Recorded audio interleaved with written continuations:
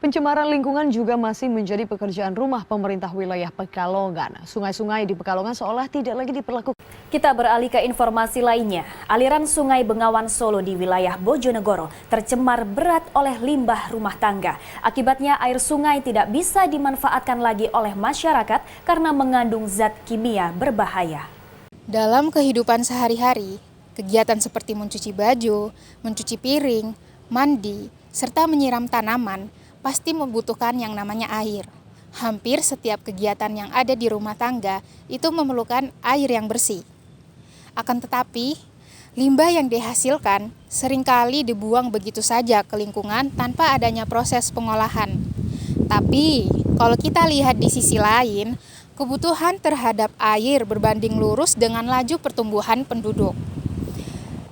Tahun 2016 lalu, berdasarkan data UNESCO, air bersih diperkirakan akan mengalami penaikan permintaan sebesar 55% dari tahun 2000 hingga tahun 2050. Permintaan air yang tinggi ini diikuti dengan peningkatan jumlah pencemaran air akibat aktivitas rumah tangga.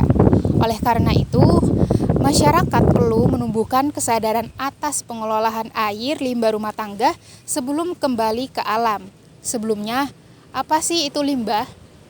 Limbah merupakan produk residu dari kegiatan rumah tangga maupun industri yang tidak memiliki nilai ekonomis.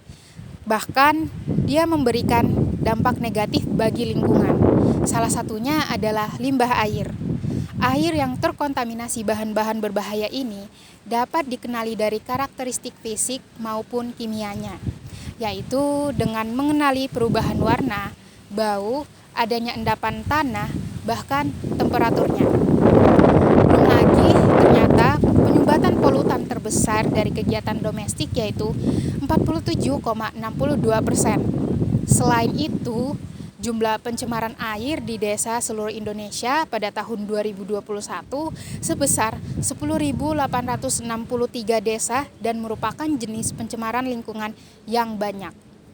Hal ini menunjukkan bahwa air limbah rumah tangga berkontribusi besar dalam pencemaran air. Memang, pemerintah sudah banyak upaya penanggulangan isu ini, tapi kita tetap membutuhkan inovasi teknologi tepat guna yang menjadi alternatif dalam menanggulangi pencemaran akibat air limbah rumah tangga. Seiring berjalannya waktu, teknologi filter terus mengalami perkembangan. Teknologi ini telah berperan penting dalam penyaringan air untuk waktu yang relatif lama dan masih berkelanjutan.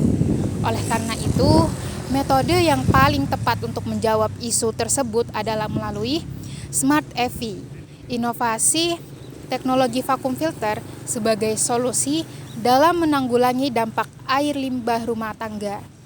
Smart EV muncul dengan beberapa konsep yang diselaraskan, yaitu memiliki vakum yang dilengkapi oleh filter dan terhubung langsung dengan pipa pembuangan.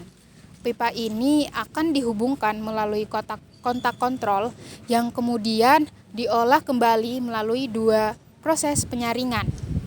Pengguna juga dimudahkan dalam menghidupkan dan mematikan mesin secara otomatis, serta sumber energinya didapatkan dari baterai yang terhubung dengan panel surya. Demikian, konsep tersebut dapat menanggulangi isu pencemaran air limbah rumah tangga. Berdasarkan latar belakang tersebut, di sini kami akan menjelaskan bagaimana rancangan Smart EV, mekanismenya, dan manfaatnya bagi masyarakat. Teknologi filter air merupakan kebutuhan integral bagi masyarakat Indonesia. Pihak-pihak dari berbagai instansi bekerja sama dalam pengembangan teknologi ini. Gagasan yang diajukan dapat menjadi alternatif dalam mengembangkan upaya penanggulangan isu limbah air rumah tangga, yaitu Smart EV. Smart EV merupakan mesin berbasis filter yang terhubung dengan pipa pembuangan. Pipa ini terintegrasi dengan kontak kontrol berkapasitas 70 liter yang berperan dalam penampungan limbah air sebelum melalui proses filtrasi. Komponen lainnya adalah vakum dengan daya 16 watt yang berperan untuk mengalirkan limbah air melalui selang inlet sepanjang 5 meter ke dalam tangki. Secara keseluruhan, tangki filtrasi memiliki tinggi 1,2 meter dengan kapasitas total 250 liter dengan masing-masing 125 liter untuk menampung limbah dan 125 liter untuk setelah melakukan filtrasi. Terdapat dua jenis filter, yaitu di luar tangki dan di dalam tangki. Filter aluminium diletakkan di ujung pipa untuk menyaring zat padat yang ikut terangkut. Filter yang kedua tersusun atas 8 lapis filter sederhana. Secara sistematis tersusun atas ijuk, pasir halus, arang tempurung kelapa, kerikil, batu, dan spon. Sistem 2 kali filtrasi ini merupakan inti solusi untuk menanggulangi isu pencemaran limbah. Dengan demikian, limbah yang selesai diolah tidak mencemari lingkungan dan memudahkan pihak-pihak pemurni air untuk mengolah air di lingkungan. Smart EV merupakan teknologi yang ramah lingkungan dan memiliki nilai ekonomis tinggi karena mendapatkan energi dari panel surya. Smart EV memiliki baterai yang akan mengumpulkan energi dari panel surya berukuran 1,04 kali 0,54 kali 0,3 meter yang setara dengan listrik 100 watt. Selain itu, Smart EV dapat dioperasikan dengan mudah karena terhubung dengan tombol otomatis yang bekerja apabila kapasitas air di kotak kontrol sudah terpenuhi. Prinsip kerja Smart EV adalah otomatis berjalan apabila limbah air dalam kotak kontrol sudah mencapai kapasitas maksimal yang ditampung. Mesin otomatis hidup dan vakum mengalirkan limbah air ke dalam tangki. Sebelum mencapai tangki, limbah akan disaring menggunakan filter aluminium. Limbah air yang sudah bebas dari zat-zat padat akan dialirkan melalui selang inlet. Air dalam tangki akan disaring menggunakan 8 lapis filter. Filtrat yang tertampung dalam tangki di bawah filter sudah aman dibuang ke lingkungan. Pengembangan gagasan ini memerlukan partisipasi dan dukungan dari berbagai pihak, baik pemerintah, perusahaan, investor atau stakeholder, kelompok kajian studi ilmiah, maupun media massa. Sebagai langkah awal, kita perlu mendapatkan rekognisi dari pemerintah, yaitu Kementerian Lingkungan Hidup dan Kehutanan atau LHK, dan Kementerian Pendidikan, Kebudayaan, Riset, dan Teknologi atau Kemendikbudristek, untuk mendapatkan fasilitas pengembangan teknologi yang sesuai dengan bidang permasalahannya, yaitu pencemaran lingkungan. Pihak selanjutnya adalah Lembaga Ilmu Pengetahuan Indonesia atau LIPI, untuk menjadi fasilitator penelitian dan sarana mediasi melalui Iptekda LIPI.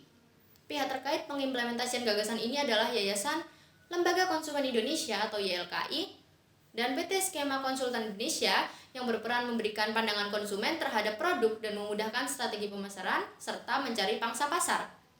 Pihak terkait lainnya adalah instalasi pengolahan air limbah IPAL untuk membantu memasang produk di rumah-rumah secara merata, dan kami juga terbuka dengan investor atau stakeholder yang ingin berinvestasi dengan memberikan modal.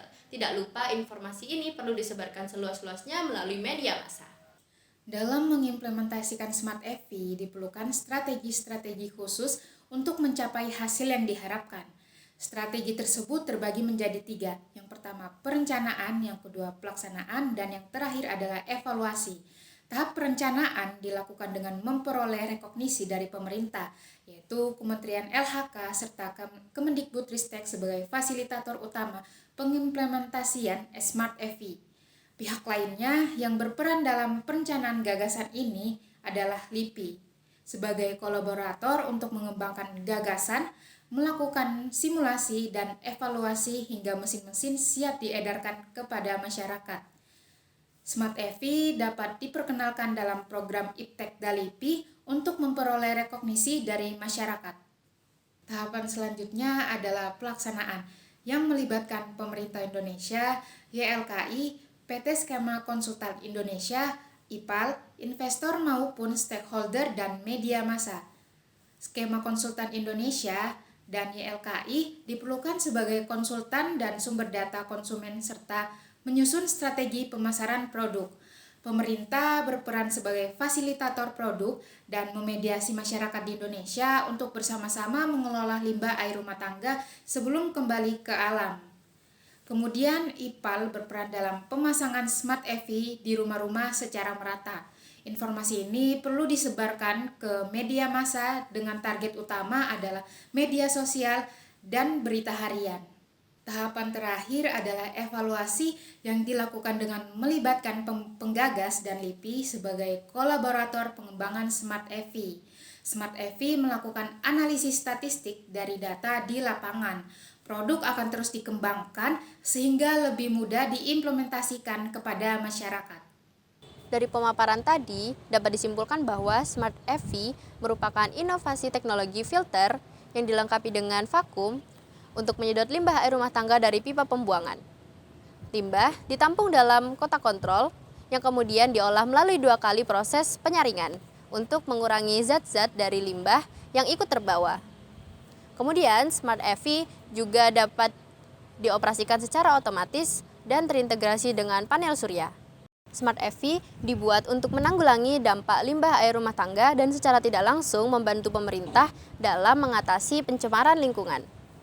Gagasan ini diprediksi dapat memberikan kesadaran bagi masyarakat dalam mengolah dampak limbah air rumah tangga dan dapat membantu perusahaan-perusahaan pemurni air untuk mendapatkan air bersih.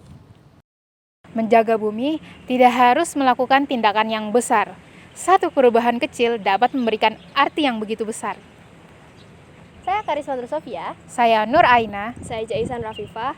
Sekian dari kami, tim Smart EV Universitas Negeri Malang.